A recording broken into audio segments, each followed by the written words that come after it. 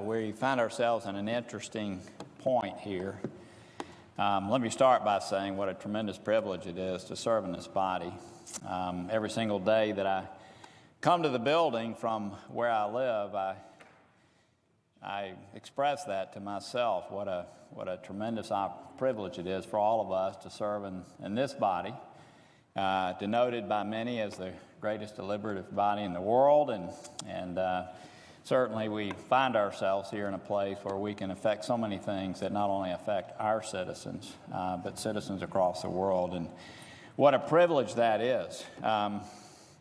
Mr. President, you and I have had numbers of conversations in the past, but I spent a life in business before coming here. I know you did a lot of unique things yourself, and at the age of 25, I was fortunate enough to build a business, starting with a small amount of money, and it ended up operating all around the country. And one of the things that we did was, after every project, I built shopping centers around the country.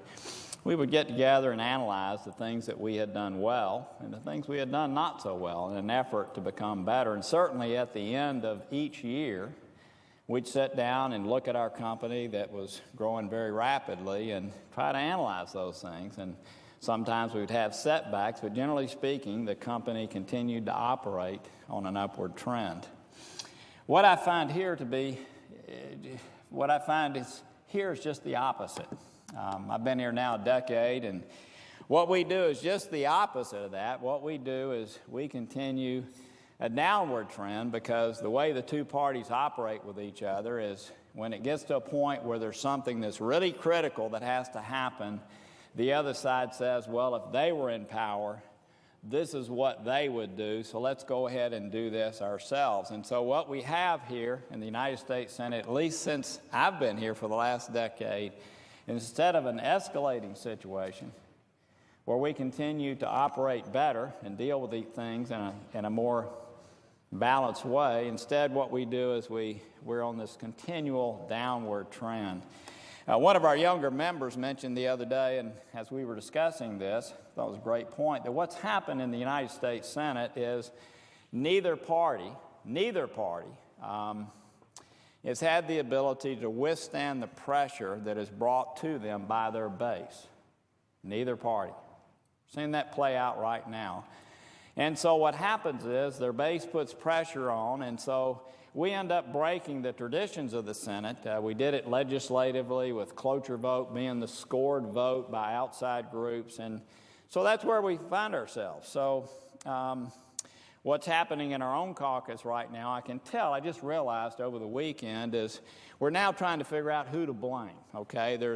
I heard a discussion last Wednesday that was totally divorced from reality as far as how we've gotten where we've gotten here today. And I realized that we're getting ready to do some things here that'll change the Senate dramatically, and what's really happening is both sides are trying to make sure that history records that it was the other side that caused this to happen, right? And we're now starting to see editorials in various publications, some that we Republicans read, some that Democrats read, just try to set the score straight. I about came out of my chair last Wednesday with one of the explanations as to how we got to where we are today.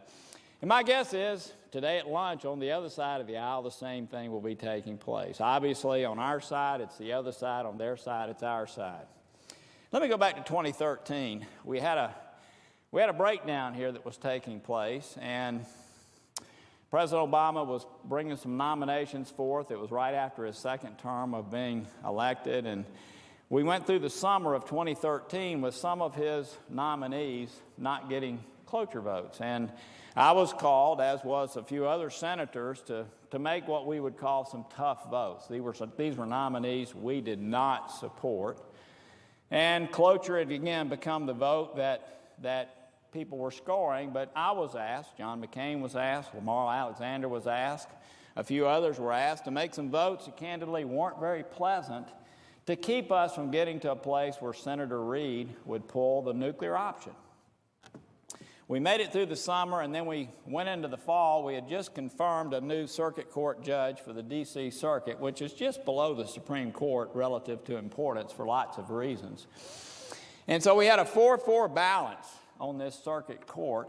And Senator Reed brought forth 3 more nominees.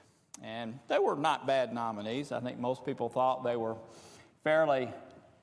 actually pretty decent nominees. But we didn't want the balance of the D.C. circuit to be changed. It was at 4-4. We know that a lot of administrative rulings relative to the administration take place in the D.C. court. So we made the argument that there were already enough judges there.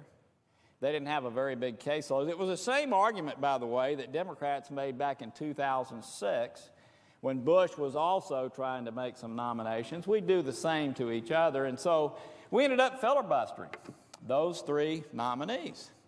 Now, what we thought was going to take place was there was going to be a negotiation about how many judges would actually go, and all of a sudden, Senator Reed, out of the blue, with some of his members not even realizing what happened, he did the nuclear option. He called upon this person sitting in your chair and the parliamentarian. All of a sudden, we destroyed what had been the case, where it took 60 votes to move beyond to an actual vote on the nominee. And so I was livid.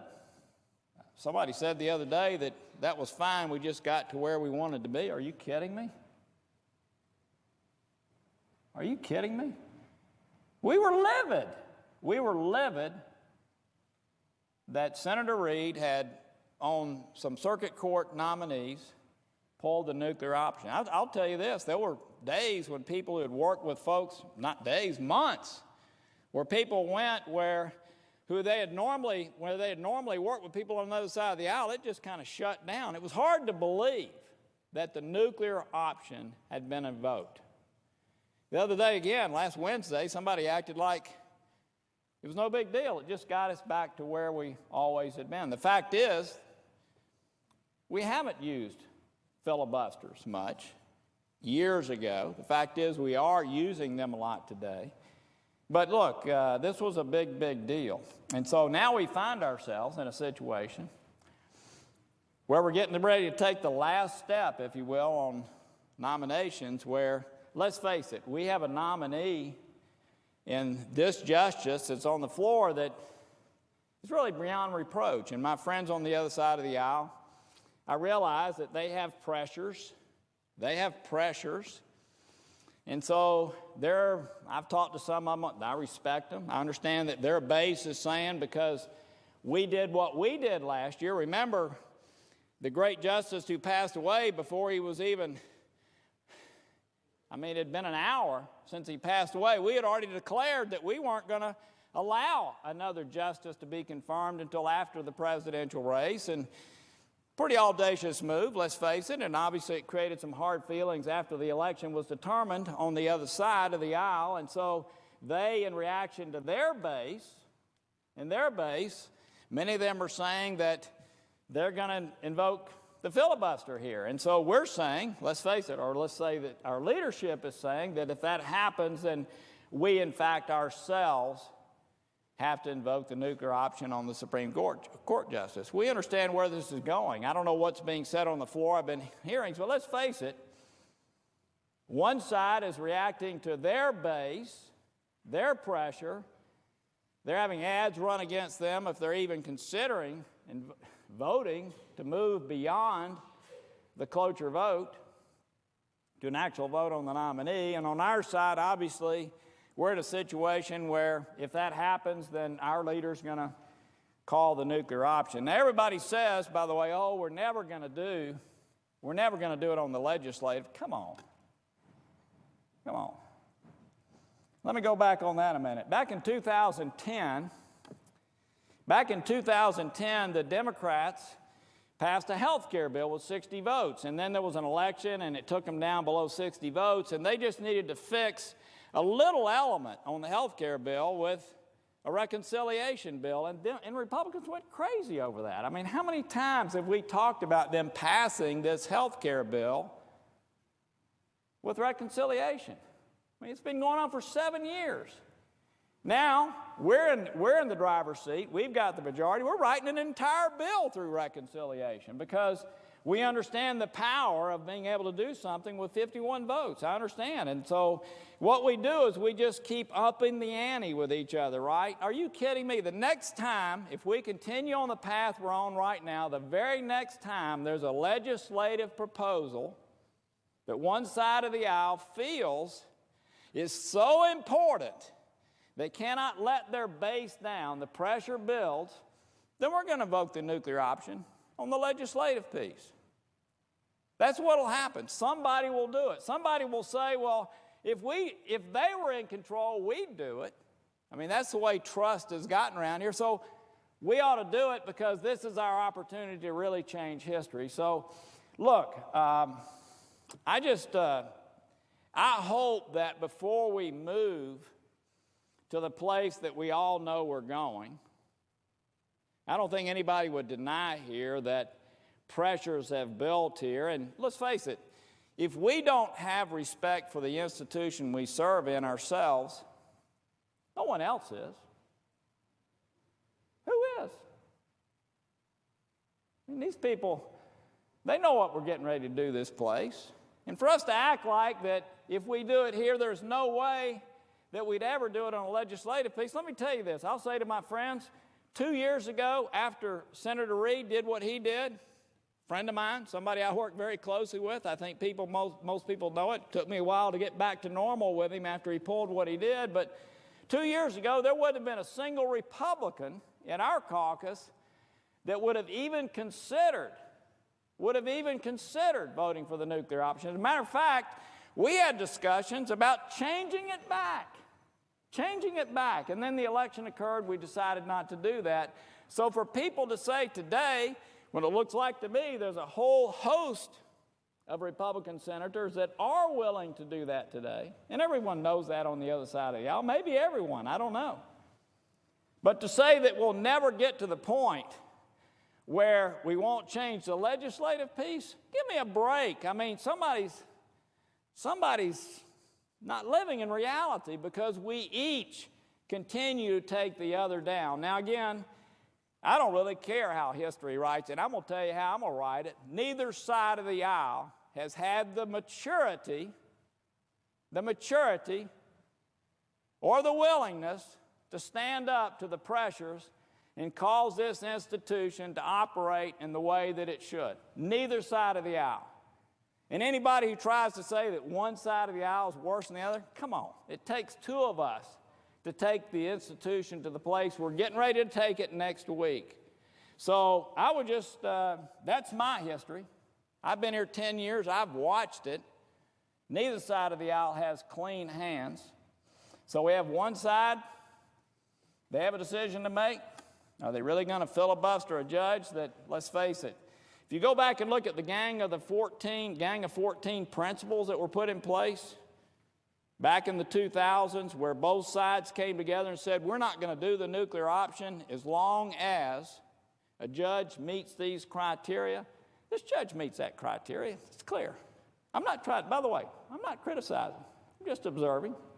We both have pressures. And we know that if a filibuster takes place, you know that immediately, of course, after a few filibuster votes, just to show that it can't happen, the leader on this side is going to invoke the nuclear option. Y'all know that. I don't know if people are saying that clearly, but of course, that is what is going to happen. And then the very next time, again, another big legislative issue comes up, the same thing's going to happen unless we have the ability to sit down here and talk about this. I'd love to do it out on the floor. We typically don't do those kind of things because things get out of control when we talk about things honestly here on the floor. I'd like for us to do that. I'd love for us to have maybe a 4-hour discussion about what we're getting ready to do here on the Senate. To me, that would be a healthy thing. I think all these staffers that work up here, who we respect, they know exactly what's getting ready to happen here in the United States Senate. I just think we owe this to people who are getting ready to run for the United States Senate, or maybe people who are thinking about running for re-election. We should go ahead and have this discussion so they will know whether they're running for a 6-year House term. A 6-year House term. where because we don't have the maturity, because we don't trust each other, because we're on this constant de-escalating deal and our leaders don't talk to each other and fight and all those kind of things happen, because we're getting ready to take this institution to a place that I don't think many of us are going to be proud of. But again, for people who are thinking about running for the Senate, let's go ahead and clear it. Let's have a discussion about this legislative issue so that people will know if they're seeking election to the United States Senate, they're in essence going to sign up possibly for a 6-year House term. With that, I yield the floor. And I want to say, as I yield the floor, I'm at a place in my Senate life where I have, again, tremendous respect for the people I serve with. I look at every day when I come here the things that I have the ability to affect as one United States Senator. I look at that with such honor to be able to be in a body that debates these kinds of things and affects people in such a way that we do. What an honor it is to be here. I'm here with no malice. I'm here at a time, though, where I see what's getting ready to happen with a lot of discussion, and I hope that somehow or another we'll have the ability to avoid what I see as something that's very, very detrimental to the United States Senate, and in the process, very detrimental to our country. I yield the floor.